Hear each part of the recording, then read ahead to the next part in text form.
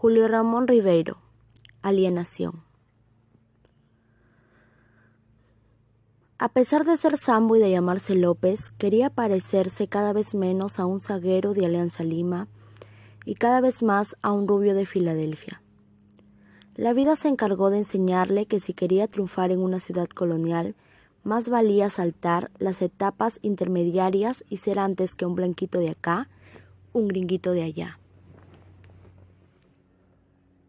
Toda su tarea en los años que lo conocí consistió en deslopizarse y desambarse lo más pronto posible, y en americanarse antes de que le cayera el huaico y lo convirtiera para siempre, digamos, en un portero de banco o en un chofer de colectivo. Tuvo que empezar por matar al peruano que había en él y por coger algo de cada gringo que conoció.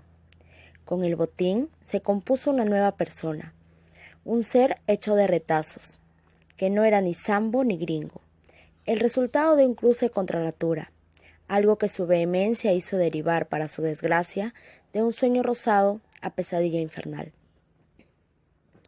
Pero no anticipemos.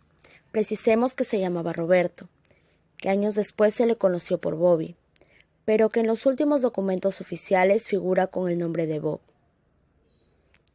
En su ascensión vertiginosa hacia la nada, fue perdiendo en cada etapa una sílaba de su nombre. Todo empezó la tarde en que un grupo de blanquiñosos jugábamos con una pelota en la Plaza Bolognesi. Era la época de las vacaciones escolares y los muchachos que vivíamos en los chalets vecinos, hombres y mujeres, nos reuníamos allí para hacer algo con esas interminables tardes de verano. Roberto iba también a la plaza. A pesar de estudiar en un colegio fiscal y de no vivir en un chalet, sino en el último callejón que quedaba en el barrio.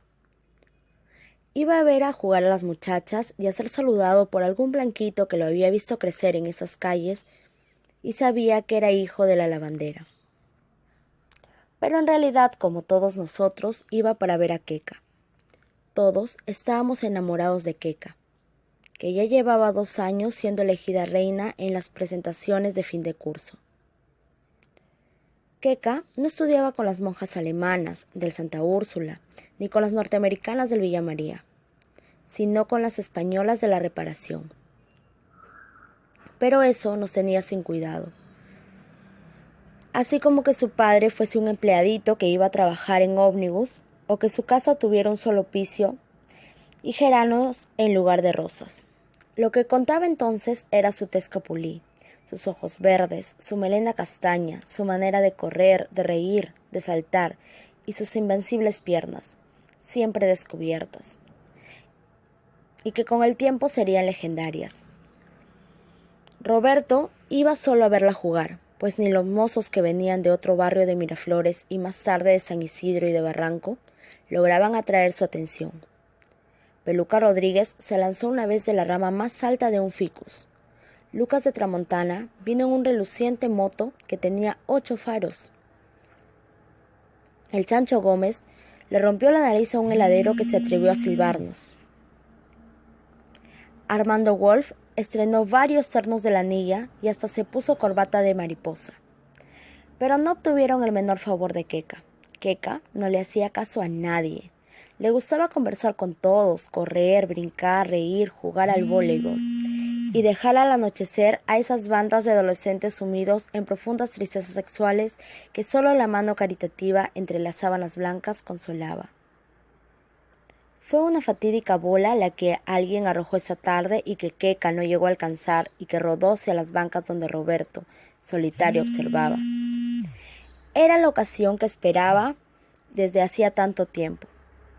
De un salto aterrizó en el césped, gateó en los macizos de flores, saltó el seto de granadilla, metió los pies en una acequia y atrapó la pelota que estaba a punto de terminar en las ruedas de un auto.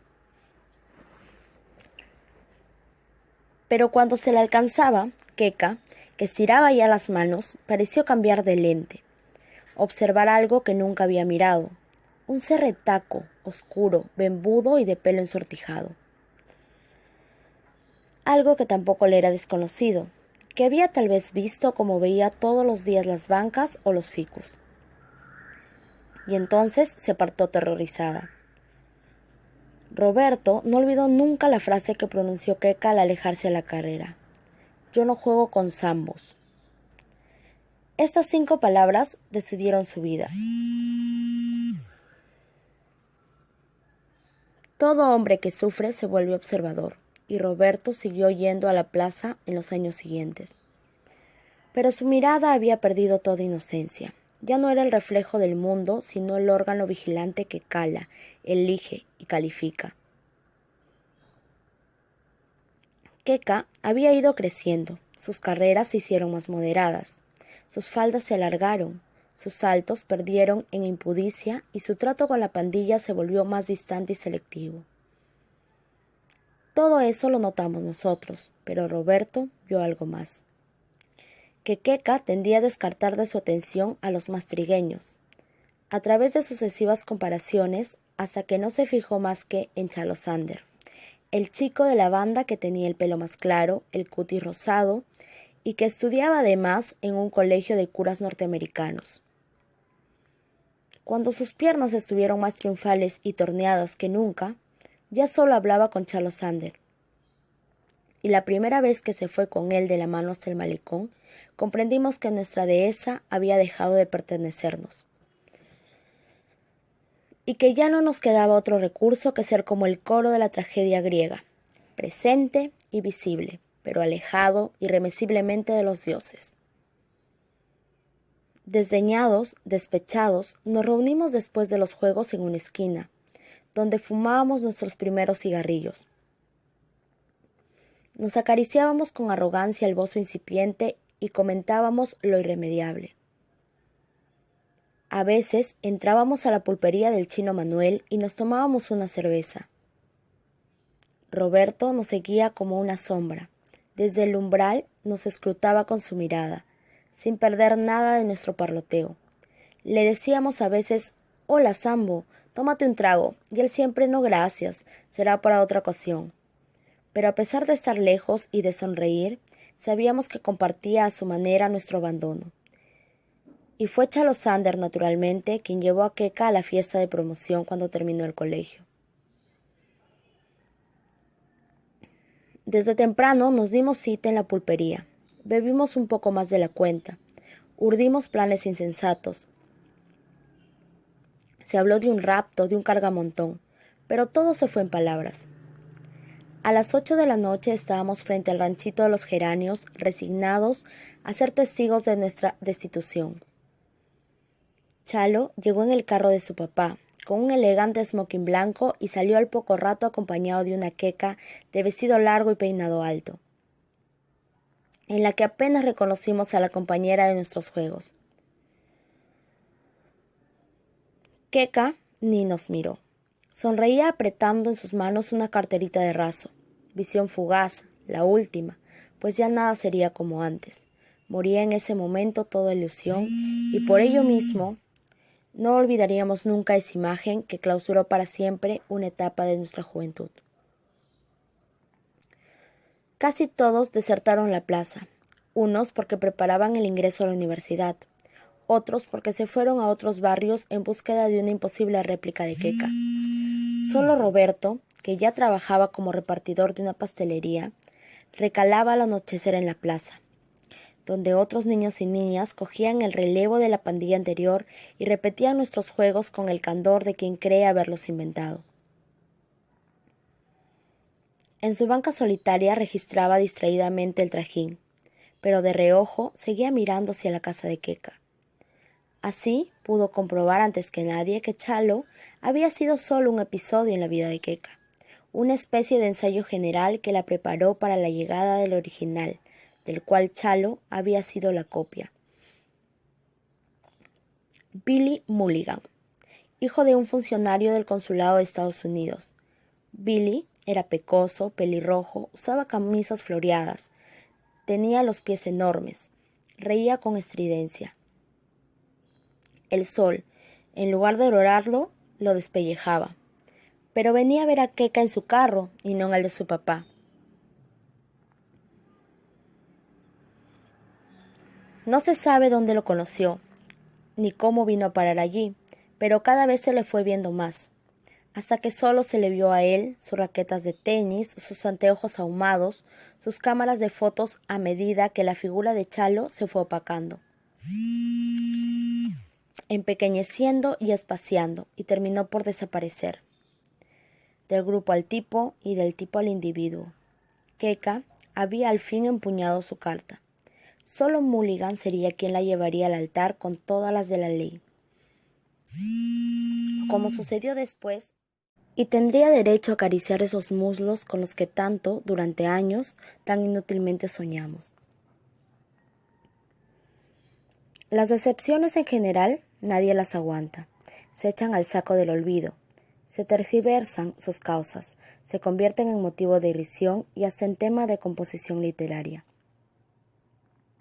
Así el Chancho Gómez se fue a estudiar a Londres, Peluca Rodríguez escribió un soneto realmente cojudo, Armando Wolf concluyó que Keka era una guachafa, y Lucas de Tramontana se jactaba mentirosamente de habérsela pachamanqueado.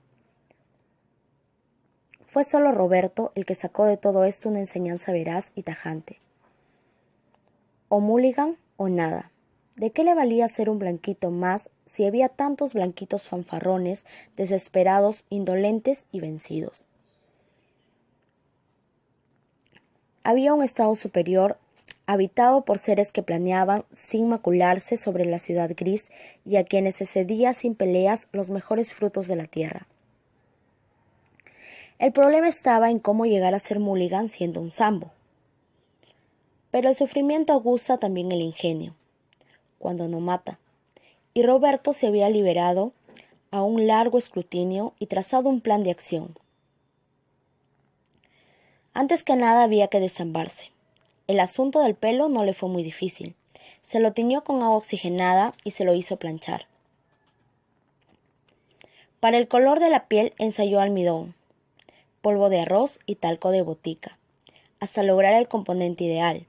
Pero un sambo teñido y empolvado sigue siendo un sambo. Le faltaba saber cómo se vestían, qué decían, cómo caminaban, lo que pensaban. ¿Quiénes eran en definitiva los gringos?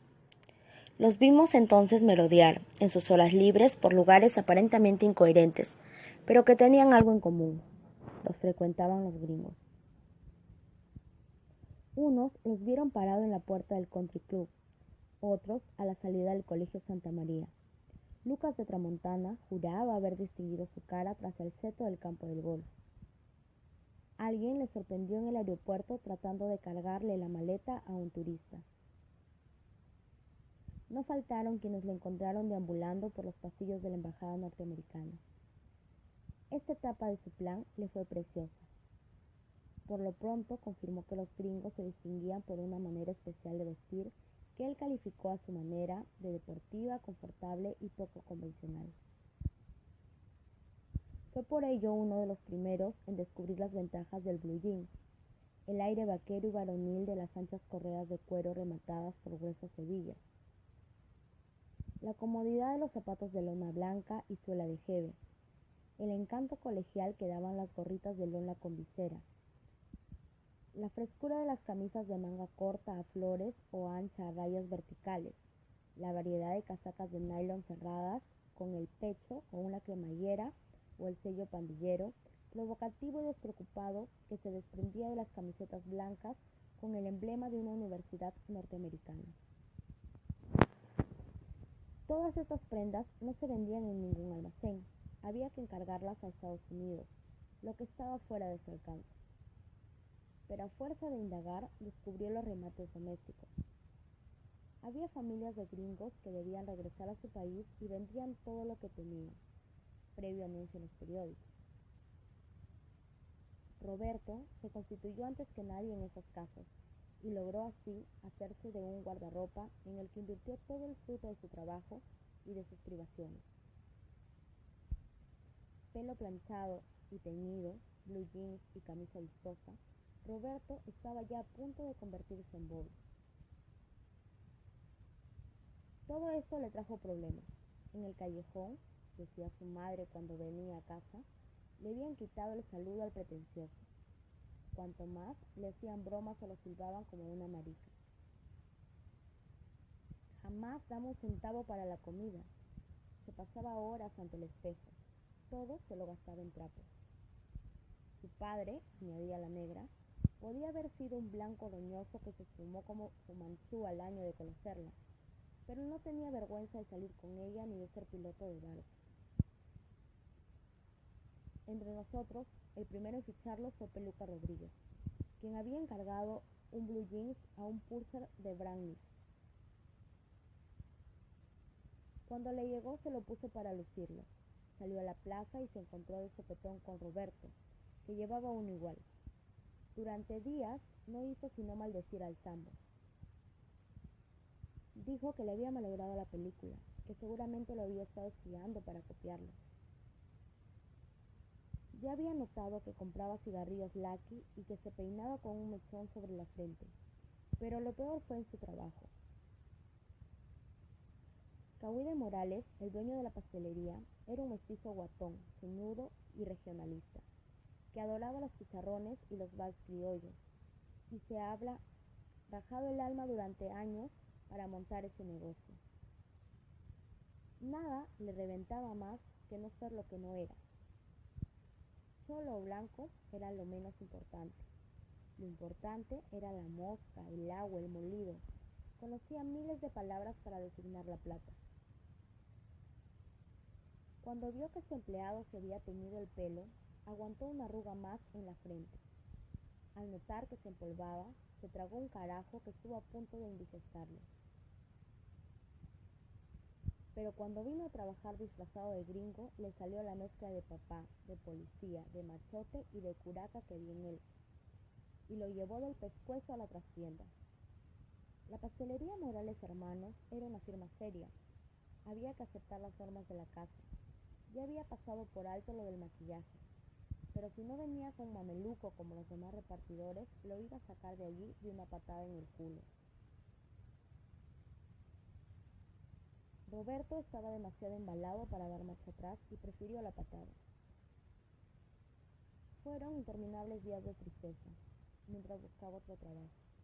Su ambición era entrar en la casa de un gringo como mayordomo, jardinero, chofer o lo que fuese. Pero las puertas se le cerraban una tras otra. Algo había descuidado en su estrategia, y era el aprendizaje del inglés. Como no tenía recursos para entrar a una academia de lenguas, se consiguió un diccionario, que empezó a copiar aplicadamente en un cuaderno. Cuando llegó a la letra C, tiró el arpa, pues ese conocimiento puramente visual del inglés no le llevaba a ninguna parte. Pero allí estaba el cine, una escuela que además de enseñar, divertía. En la cazuela de los cines de estreno, pasó tardes íntegras viendo en idioma original westerns y policías. Las historias le importaban un comino, estaba solo atento a la manera de hablar de los personajes. Las palabras que lograba entender las apuntaba y las repetía hasta grabárselas para siempre. A fuerza de rever los films, aprendió frases enteras y hasta discursos. Frente al espejo de su cuarto, era tan pronto el vaquero romántico haciéndole una irresistible declaración de amor a la bailarina del mar, como el gánster feroz que pronunciaba sentencias lapidarias mientras cosía tiros a su adversario. El cine además alimentó en él ciertos equívocos que lo colmaron de ilusión. Así creyó descubrir que tenía un ligero parecido con Alain Ladd, que en un western aparecía en blue jeans y chaqueta a cuadros rojos y negros. En realidad solo tenían en común la estatura y el mechón de pelo amarillo que se dejaba caer sobre la frente. Pero vestido igual que el actor, se vio 10 veces seguidas la película y al término de esta se quedaba parado en la puerta, esperando que salieran los espectadores y se dijeran: «Pero mira, qué curioso, ese tipo se parece a Alain Ladd». Cosa que nadie dijo, naturalmente, pues la primera vez que lo vimos en esa pose nos reímos de él en sus narices. Su madre nos contó un día que al fin Roberto había encontrado un trabajo, no en la casa de un gringo como quería, pero tal vez algo mejor. en el club de bowling de Miraflores. Servía en el bar de 5 de la tarde a 12 de la noche. Las pocas veces que fuimos allí lo vimos reluciente y diligente. A los indígenas los atendía de una manera neutra y francamente impecable, pero con los gringos era untuoso y servil. Bastaba que entrara uno para que ya estuviera a su lado tomando nota de su pedido y segundos más tarde el cliente tenía delante su hot dog y su Coca-Cola.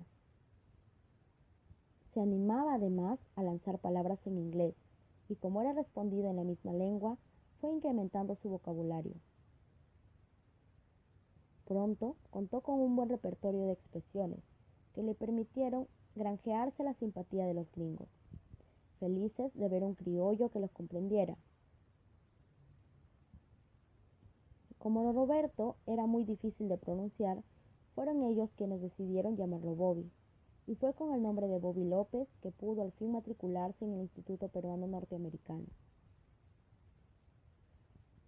Quienes entonces lo vieron dicen que fue el clásico chancón, el que nunca perdió una clase ni dejó de hacer una tarea, ni se privó de interrogar al profesor sobre un punto oscuro de gramática.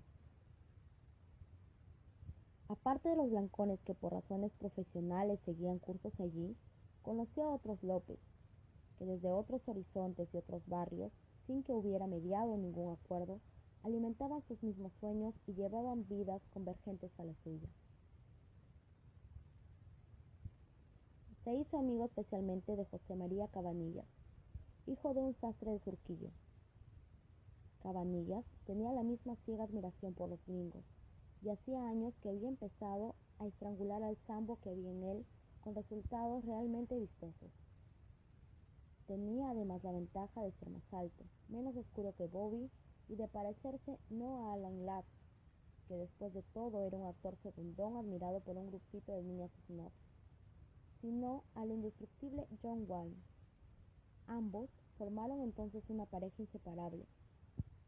Aprobaron el año con las mejores notas y Mr. Brown los puso como ejemplo al resto de los alumnos hablando de un franco deseo de superación. La pareja debía tener largas, amenísimas conversaciones. Se les veía siempre culoncitos e embutidos en sus blue jeans desteñidos, yendo de aquí para allá. Pero también es cierto que la ciudad no los tragaba, desarreglaban todas las cosas. Ni parientes ni conocidos los podían pasar. Por ello, alquilaron un cuarto en un edificio del Jirón Mogollón y se fueron a vivir allí juntos. Allí edificaron un reducto inviolable que les permitió interpolar lo extranjero en lo nativo y sentirse en un barrio californiano en esa ciudad brumosa. Cada cual contribuyó con lo que pudo. Bobby con sus afiches y sus pósters, y José María, que era aficionado a la música, con sus discos de Frank Sinatra, Dean Martin y Tommy Dorsey. Qué gringos eran mientras recostados en el sofá cama, fumando su Lucky, escuchaban Stranger in the Night y miraban pegado al muro el puente sobre el río Hudson. Un esfuerzo más y Hub ya estaban caminando sobre el puente. Para nosotros era difícil viajar a Estados Unidos. Había que tener una beca o pariente allá o mucho dinero. Ni López ni Cabanillas estaban en ese caso. No vieron entonces otra salida que el salto de pulga, como ya lo practicaban otros blanquiñosos, gracias al trabajo de Purser en una compañía de aviación. Todos los años convocaban a concurso y ellos se presentaron. Sabían más inglés que nadie. Les encantaba servir. Eran sacrificados e infatigables. Pero nadie los conocía, no tenían recomendación y era evidente para los calificadores que se trataba de mulatos salteados. Fueron desaprobados. Dicen que Bobby lloró y se mesó desesperadamente el cabello, y que Cabanillas tentó un suicidio por el salto al vacío desde un modesto segundo piso. En su refugio de Mogollón pasaron los días más sombríos de su vida. La ciudad que los albergaba terminó por convertirse en un trapo sucio, a pesar de cubrirla de insultos y reproches. Pero el ánimo les volvió y nuevos planes surgieron. Puesto que nadie quería ver aquí con ellos, había que irse como fuese, y no quedaba otra vía que la del inmigrante disfrazado de turista. Fue un año de duro trabajo en el cual fue necesario privarse de todo a fin de ahorrar para el pasaje y formar una bolsa común que les permitiera defenderse en el extranjero. Así, ambos pudieron al fin hacer maletas y abandonar para siempre esa ciudad odiada, en la cual tanto habían sufrido y a la que no querían regresar, así no quedara piedra sobre piedra. Todo lo que viene después es previsible, y no hace mucha falta imaginación para completar esta parábola. En el barrio dispusimos de informaciones directas, cartas de Bobby a su mamá, noticias de viajeros y al final relato de un testigo. Por lo pronto, Bobby y José María se gastaron en un mes lo que pensaban les duraría un semestre. Se dieron cuenta además que en Nueva York se habían dado cita todos los López y Cabanillas del mundo. Asiáticos, árabes, aztecas, africanos, ibéricos, mayas, chibchas, sicilianos, caribeños, musulmanes, quechuas, polinesios, esquimales, ejemplares de toda procedencia, lengua, raza y pigmentación, y que tenían solo en común el querer vivir como un yanqui. Después de haber cedido su alma y haber intentado usurpar su apariencia, la ciudad los toleraba unos meses complacientemente, mientras absorbía sus dólares ahorrados. Luego, como por un tubo, los dirigía hacia el mecanismo de la expulsión. A duras penas consiguieron ambos una prórroga de sus vidas, mientras trataban de encontrar un trabajo estable que les permitiera quedarse. Al par que las quecas del lugar, y eran tantas, les pasaban por las narices, sin concederles ni siquiera la atención ofuscada que nos despierta una cucaracha. La ropa se les gastó, la música de Frank Sinatra les llegaba al huevo. La sola idea de tener por todo alimento que comerse un hot dog, que en Lima era una gloria, les daba náuseas. Del hotel barato pasaron al albergue católico y luego a la banca del parque público. Pronto conocieron esa cosa blanca que caía del cielo, que los despintaba y que les hacía patinar como idiotas en veredas heladas, y que era por el color una perfidia racista de la naturaleza. Solo había una solución. A miles de kilómetros de distancia, en un país llamado Corea, rubios estadounidenses combatían contra unos horribles asiáticos. Estaba en juego la libertad de Occidente, decían los diarios, y lo repetían los hombres de Estado en la televisión. Pero era tan penoso enviar a los boys a ese lugar, morían como ratas, dejando a pálidas madres desconsoladas en pequeñas granjas donde había un cuarto en el altillo lleno de viejos juguetes. El que quisiera ir a pelear un año allí tendría todo garantizado su regreso: nacionalidad, trabajo, seguro social, integración, medallas. Por todo sitio existían centros de reclutamiento. A cada voluntario el país le abría su corazón.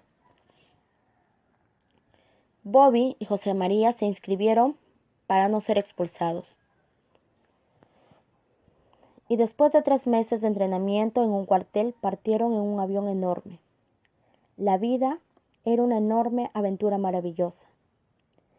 El viaje fue inolvidable. Habiendo nacido en un país mediocre, misérrimo y melancólico, haber conocido la ciudad más agitada del mundo con miles de privaciones, es verdad, pero ya eso había quedado atrás. Ahora llevaban un uniforme verde, volaban sobre planicies, mares y nevados, empuñaban armas devastadoras y se aproximaban jóvenes aún, colmados de promesas, al reino del ignoto. La lavandera María tiene cantidad de tarjetas postales con templos, mercados y calles exóticas, escritas con una letra muy pequeña y aplicada. ¿Dónde quedará Seúl? Hay muchos anuncios y cabarets. Luego, cartas del frente que nos enseñó cuando le vino el primer ataque y dejó de trabajar unos días. Gracias a esos documentos pudimos reconstruir bien que mal lo que pasó. A través de sucesivos tanteos, Bobby fue aproximándose a la cita que había concertado desde que vino al mundo. Había que llegar a un paralelo y hacer frente a oleadas de soldados amarillos que bajaban del polo como cancha. Para eso estaban los voluntarios, los indómitos vigías del occidente. José María se salvó por milagro y enseñaba con orgullo el muñón de su brazo derecho cuando regresó a Lima, meses después. Su patrulla había sido enviada a reconocer un arrozal, donde se suponía que había emboscada una avanzadilla coreana. Bobby no sufrió, dijo José María. La primera ráfaga le voló el casco y su cabeza fue a caer en una acequia, con todo el pelo pintado revuelto hacia abajo. Él solo perdió un brazo, pero estaba allí, vivo, contando esas historias, bebiendo su cerveza helada, desempolvado ya y sambo como nunca, viviendo holgadamente de lo que le costó ser un mutilado. La mamá de Roberto había sufrido entonces su segundo ataque que la borró del mundo. No pudo leer así la carta oficial en la que le decían que Bob López había muerto en acción de armas y tenía derecho a una citación honorífica y a una prima para su familia. Nadie la pudo cobrar. Colofón. ¿Y Keka? Si Bob hubiera conocido su historia, tal vez su vida habría cambiado. O tal vez no. Eso nadie lo sabe. Billy Mulligan le llevó a su país, como estaba convenido, a un pueblo de Kentucky, donde su padre había montado un negocio de carnes de cerdo enlatada. Pasaron unos meses de infinita felicidad, en esa linda casa con una amplia calzada, verja, jardín y todos los aparatos eléctricos inventados por la industria humana. Una casa en suma como las que había en 100,000 pueblos de ese país continente, hasta que a Billy le fue saliendo el irlandés que disimulaba su educación puritana, al mismo tiempo que los ojos de Keka se agrandaron y adquirieron una tristeza limeña. Billy fue llegando cada vez más tarde. Se aficionó a las máquinas tragamonedas y a las carreras de auto. Sus pies le crecieron más y se llenaron de callos. Le salió un lunar maligno en el pescuezo. Los sábados se inflaba de bourbon en el club Amigos de Kentucky. Se enredó con una empleada de la fábrica, chocó 2 veces el carro. Su mirada se volvió fija y aguachenta y terminó por darle de puñetazos a su mujer, a la linda e inolvidable Keka, en las madrugadas de los domingos, mientras sonreía estúpidamente y la llamaba chola de mierda. Escrito en París en 1954. Colofón. ¿Y Keka? Si Bob hubiera conocido